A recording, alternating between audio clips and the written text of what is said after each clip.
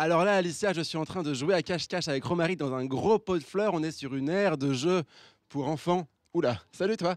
Euh, une aire de jeu pour enfants surdimensionnée. J'espère qu'il va pas me trouver tout de suite. Je t'ai vu, hein. Bon, d'un côté, j'étais pas très bien caché. C'est vrai. Romaric, qui a eu l'idée d'installer des pots de fleurs géants ici au cœur du jardin des plantes à Nantes? Alors les pots de fleurs, faut en voir, hein, parce qu'il y en a il y en a une bonne vingtaine dans le coin. Les pots de fleurs, il y en a qui sont empilés, il y en a qui sont ouverts, il y en a qui servent de cabane, il y en a dans lesquels on peut se parler, il y en a dans lesquels on peut se faire prendre en photo. Alicia. Parce que voilà, c'est ça, le son s'est ressorti Ah, là-bas. d'accord. C'est Claude Ponty qui a eu ces idées-là. Claude Ponty, c'est qui? Claude Ponty, c'est un auteur pour enfants, mais qui est dans toutes les maisons, parce qu'il est à la fois dans toutes les bibliothèques, il est à la fois dans toutes les écoles, il est à la fois distribué par l'école des loisirs, il a publié des milliers, enfin des livres ont été édités à des millions d'exemplaires. Bref, il est partout, c'est le grand auteur de livres pour enfants, qui n'était jamais venu dans un jardin. Ah oui, il est nantais? Non, il n'est pas du tout nantais, on est allé le chercher, il habite dans la campagne, entre Le Mans et Tours, vraiment tranquille, pour pouvoir avoir l'imagination débridée qui laisse courir. Et alors du coup, il a installé pas mal d'œuvres dans le jardin. C'est quoi l'histoire de toutes ces œuvres?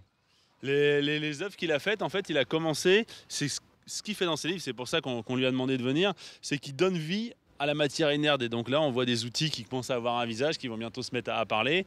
Un gros râteau. Exactement, on peut se prendre un râteau ici même. Et un gros. Voilà.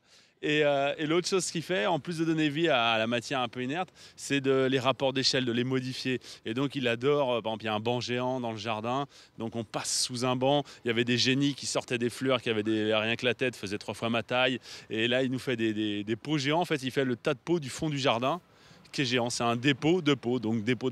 C'est le nom de l'aire de jeu où on est. Exactement, parce qu'il adore jouer avec les mots. En fait, il est dyslexique à l'origine. D'accord. Et du coup, il adore jouer avec les mots, il les triture, il mélange les syllabes, comme il mélange les objets, comme il mélange ce qui est vivant, ce qui n'est pas vivant, le petit, le grand. C'est vraiment Claude Ponty. Et alors, vu qu'on parle de jeu, est-ce que, vu qu'on est entre nous, tu peux me dire si tu viens jouer ici sur ton heure de déjeuner?